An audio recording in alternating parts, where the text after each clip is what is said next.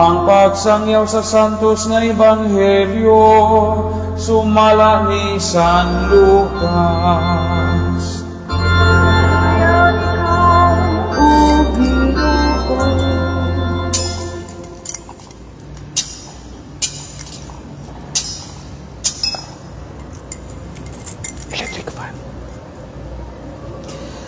Nagtindog dito ang mga tao nga nagtanaw ug samtang nagbugal-bugal kaniya ang mga kadakuan sa mga Hudiyo nga nag-ingon. Giluwas niya ang uban, paluwasa siya sa iyang kaugalingon, kung siya mao ang Mesiyas nga pinili sa Dios. Gibugal-bugalan usab niya siya sa mga sundalo, miduol sila og gitunulan siya binog miingon, kung ikaw ang hari sa mga Hudiyo, luwasa ang imong kaugalingon. Sa ibabaw sa krus gisulat nila kining musunod, kini siya mao nga hari sa mga Hudiyo. Unya usa sa mga kriminal nga nagbitay dito mibugal-bugal kaniya, dili ba ikaw mao man ang Mesiyas? Luwasa ang imong kaugalingon ug kami. Apan gibadlong siya sa iyang kauban nga nagingon, wala ka ba mahadlok sa Dios? Kita niya dinhi gisilutan sa maorang silot. Apan ang silot natong duha angay kanato. Kay gisilutan man kita sibo sa itong nabuhan, apan siya way sa. Ug miingon siya kang Jesus, Jesus, hinumdumi in taon ako kung maghari ka na. Miingon si Jesus kaniya, sultihan ko ikaw, karong adlaw adto ka sa paraiso, uban kanako. Ang ebanghelyo sa Ginoo.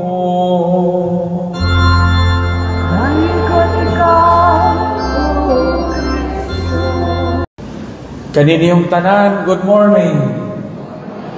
O viva Cristo Rey, pasidunggan nato ang hari sa mga hari, atong Ginoong Jesucristo. Akong pagtahod sa atong amahan sa lungsod, nga may tambong nining Santos nga misa karon, Mayor Raymond, mga kagawad, mga opisyalis sa atong LGU sa Lobo, nga miduyog kanato ning kasaulugan sa Solemnity of Christ the King. O kitang tanan nga nanimba karon apil natong mga online viewers and followers, dako karon ka sa ulugan sa simbahan, lukop sa kalibutan, kay karon usa ka solemnidad. Katapusan usab kining Domingo sa atong kalendaryo sa simbahan. Dali ara. Kay karong Domingo, November 30, first Sunday of Advent na. Mabutang na buta ani og Advent trees nga mautro na pod ang kulor sa ato ang mga kurtina o ang suot sa pari, violet na pagpangandam sa umabot nga Pasko. Paspas ang panahon. Gamay nga kasaysayan, muburan ni akong wali kay magprosesyon ta, ni ako po'y mamisa og 7:30, mamisa po ko sa 9 o'clock. Gamay nga history sa solemnidad sa Christ the King. 100 years old na ning maong pista. Okay? Kay gitukod ni atong 1925. Kini mo ang kapistahan. 1925, karon kay 2025 ano. So, gasentennial ni mo ang piyesta karon sa solemnidad. Ang gatukod ani mo ang kasaulugan sa simbahan si Pope Pius XI or Papa Pio XI. Pinaagi sa usa ka encyclical letter nga iyang gipada sa tibuok kalibutan. Kung sabay nakapaaghat sa Santo Papa ni Pope Pius XI nga iyang gimando nga sa ulugon sa tibuok kalibutan kining maong solemnidad ni Kristo nga hari. Tungod kay adtong mga tuiga 1925, before 1925 o atong sunod nga mga katuigan, nakamatngon ang Santo Papa nga ang mga hari o mga imperyo sa kalibutan, labi na sa Europe, nagsigi sila o palabuanay, paisugay o pahawranay. Ang mga kings, queens, empires, and emperors and monarchs, mga hari kaniadtong mga reyna, nakabantay ang Santo Papa nga isi silag pangitag paagi nga ang usa makadominar, mabati sa usa ka ginharan nga labaw ko kay niya ng maong hari.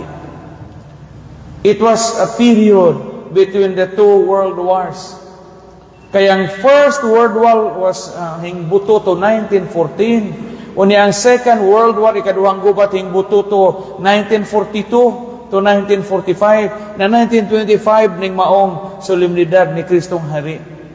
Gusto sa Santo Papa o gusto sa simbahan nga masilsil sa tagsa-tagsa, kaalimpatakan o kasing-kasing sa mga Kristiyano kaniadto og hangtod karon nga way laing hari nga maghatag og kalinaw sa tibuok kalibutan og tibuok kapupud-an, si Kristo nga hari sa kalinang, King of Peace. Ingon ang Santo Papa, kung paharion lang nato si Kristo sa tagsa-tagsa nato ka mga nasod, waon tay gubat, waon tay gira, waon tay pinatyanay, waon tay panaog-daog, waon tay injustisya, ug waon tay mga kagubot ug mga gubat. Muna history sa Solemnity of Christ the King. Kung makadungog ganito og pulo nga hari, ang musuod sa itong una-una, mga igsuon, is ka na nga ay pagka-hawod. Sabot pa ba mag-hawod? Karaan na lang po nga, hawod. Hawod ning tawhana pa din. Naon sa may sabot og hawod, hari-harion. Ang mauna, hawod, hari-harion. Kanunay matabakadungog anang king, di ba? Mga on bitaw ta, na order tag Burger King. Di ba? Sa una, sa di pa uso ang YouTube, ang Netflix, mamalitag CD, mamalitag mga DVD. Dayo sa kadakong tindahan, kaniadto, CDR King. Kadumdum pa ba ito? Isa, wapay usog internet, no? Mamalitag mga CD, DVD. Sikat na kaadto ng tao sa una magdabit, usul ng CD nga lingin, ay suod og sudlanan. Bisa maka sa CDR King. Na mananaw tag salida kaniadto ngay salida nga King Kong. Kaya mo tong King Kong ang salida. Matiguan.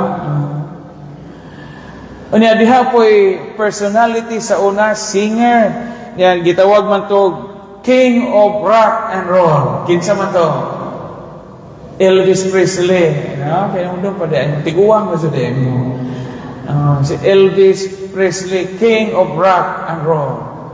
Na mga untas tagdilaran sa mga dagkong kananan na chain of fast food din ha, Chowking. Na yung mga idea na ito nagpahinuman unsa ang king. Ang musantop sa itong una-huna o hari gani, hawod. Kay hari man. Pero gipahinumduman kita sa Ebanghelyo karon o sa itong kasaulugan karon nga ang paghari sa itong Ginoong Jesucristo dili pinaagi sa hawod-hawod. Kay makita nato sa panigingnan sa itong Ginoong Hesus nga wa jud siya magpahawod-hawod. Gikan sa pagkahimugso sa Ginoo na tao siya sa Belen, na tao siya sa pasungan, giputos lang siya panapton nga lino ni Mama Mary. Dito gibutang sa pasungan sa mga hayop. Maunay hari o nagibutag pasungan nga kato, bahong anso, yagang ihi og purgas og kato og mananap. Wa maghawd-hawd ang Ginoo. Sa hingdako na itong Ginoong Jesucristo, gasugod na siya sa ihang public ministry, dahil yugto nga himuon utang hari atong Ginoong Jesucristo, pero hingi ipsot ang Ginoo. Nana sa Ebanghelyo. Pagsuod niya sa Jerusalem, arang pagtapos sa iyang misyon sa Sunday, Domingo, sa pagkabanhaw, sa gisakyan sa Ginoo, karwahi ba? Sa gisakyan sa Ginoo, dako ba nga sakyanan? Dili. Hingsakay sa gusaka, dangki. Mag-asno. Kabayong gamay. Mabito itong warawara itong mga tao, bulahan ang hari, amianhi sa ngalan sa Ginoo mo na binditas lukay atong i-celebrate. Waman magsakay ang Ginoo kabayong mula, wala. Unya karon sa Ebanghelyo, gabitay o gilansang sa cross ang hari. Nagibugal-bugalan pagyud siya sa usa sa mga kawatan, si Istas. Og hari ka, luwasa ang imong kaugalingon og iapil mi. Hawod. Ang pagkahari nga gitudlo sa atong Ginoong Jesucristo nga di unta kita maghawod-hawod aning kinabuhi. Kay di ta hari sa atong kaugalingon, di ta hari sa atong kinabuhi. Ang problema nining panahon nato karon kay daghang manghawod. Daghan pud ang kapahawod-hawod. Atong mga silingan daghang hawod. Usahay atong tubig, atong atabay, atong tubod, akan daduhan. Kaya ron sila rin makakaos. Daghang hawod ng panahon na. Daghang mga anak karon nga hawod. Po sila kaigsuon, mo'y magniguro og angkon og patitulo sa juta nga kabilin sa mga ginikanan. Makalimuta nga naa pa daytoy mga igsuon nga angay bahinan ning kabilin ni nanay o ni tatay. Ako bitaw pagbagjong udit, nalipay man ko kay, wa ko nalipay ka bagjo, pero nalipay ko sa kahigayunan nga nangatumba among lubi. Kay among lubi, kay wa may igsuon, ang akong tatay, kay wa mo ito igsuon, na mo tanang mga anak, na mga abot ito, 400 kapin among lubi. Una natumba ang mga 200 por kapin, kapag udit. Paghuman, lipay ko, natumba, nalipay ganito, mahuro to kay, di mo pumibahinan ni Kado, kung isuon o palahubog na nasa amo, o maglugi, kasi dyan mo po magkuang-kuang, kaya ano kung bahinan, kung daghan ko kung sibot, daghan ko kung kulinta, nagatuom sa kahuon, niya. Lipay kong natumba, gibinlan ng to si Tujis, kapunuan, bahala mo to among bahin. Makalimutan usahay, hindi ta angay maghawd-hawd. Daghang mga binagsiron, mga mansamo nga gapahawd-hawd. Daghang ganiro mga ugangan nga wala mo pujo sa ilang baying dako kay nay marama nga binagsi dito. Kalain ito barong-barong atong tapad atong dadahan dangkahag kupras. Ang ilang baying nga gihaguan nila magkiazon, binagsi nga hawd o mansamo nga marama mo gapujo. Kay daug-daugon man sila kay mga tiguang naman. Tuan na itong sa puso atong barong-barong sumpay sa ilang dangkahan o kupras. Hawod. Napay mga binasiron nga mo'y buot sa pensyon sa mga tiguang nilang ugangan. Mo'y nagapahimo sa pensyon sa GSIS o sa SSS. Imbis ilang pensyon, igo ang tag-insure o glusir na nga mahalong gatas. Sila may gakubot sa pensyon. Tunawa na maintawon tong ilang ugangan o gatas nga lasaw, berbran nga lasaw nga murag ihi o iring nga gibidli. Muna ron, daghang hawod. Daghan ang mga hawod rong panahuna. Usahay kami mga pari, matintal po may hawod-hawod. Usahay kami mga pari, may ayaw tingog, kaya waka ka-eskwela seminaryo.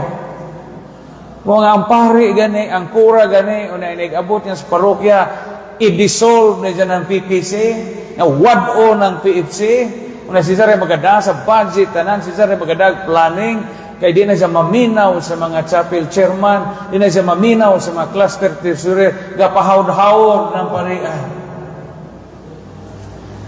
Usahay, no, sa gobyerno na ito karon daghang hawd. Daghan ang gabuot og asa ni atong mga kwarta, mga tuwa kadong sa malusong nga mga project. Nga buhis mo na ninyo, ang pare o may buhis sa. Injo ng mga buhis, nga usahay napunta sa di maayo nga padungan. Nga man, daghang mga pahawd-hawd. Gatuo man sila nga mo'y tag-iza, sila tag-iza aning kwartaha. Gatuo man sila nga makabuot sila sa budget insertions. Gatuo man sila nga kining kwartaha at our own disposal. Nakalimot sila nga kwarta ni, binayad ni sa katawhan nga Pilipino. Lisod o nga magpuyo sa kalibutan, puros hawod. Lisod o kitang tanan, puros hawod.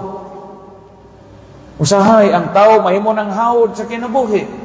Di na maghunahuna ang tao, usahay nga siya mo'y ulipon o kanang sulugoon ng sa Ginoo kay maghuna-una ang tao nga ako ning kinabuhi o ako mo'y hawod sa tong kinabuhi. Mga imbes gihimo kas Ginoo nga buto, katlian na po na itangtang ng imo kay himuon imong budget. Ang unang karon daghan ang magpa-sex transplant. Igama kas Ginoong laki di man kamo angay, gipaabisan aron mahimo kang budget. Kay hawod naman kasi mong kaugalingon. Paano mo ka mag-una-una nga Ginoo mo'y gabuot nga mahimo kong laki. Ginoo mo may buot kay Ginoo ang nagbuot nga nahimo kong baji. Nya gihimo ka sa Ginoo nga laki unta nga dako o ganang maskulado. Di mapagaganahan man po kag dakong dugan kag patusukan po nimog silikon aron nahimo na po kang baji. Giguba na to ang usahay nagihatag sa Dios. Nya mabuntis sa usahay kay maguna-una tang hagua man ni na lain na pong bata di pa kabao mo nganganing gisunda na buntis na po ko aho laman ning inom og lisog mahugani og iarsag tracer o blower aron malaglag ning bataan. Hawod na ta sa itong kaugalingon. Gipahinumduman kita nga usa ra soy hawod na to. Ang atong Ginoong Hesukristo, ang hari sa mga hari o hari sa kalibutan, si Kristo nga hari. Maurag yun ay hari sa atong kinabuhi o wa nay lain. Viva Kristo nga hari, viva Kristo Rey.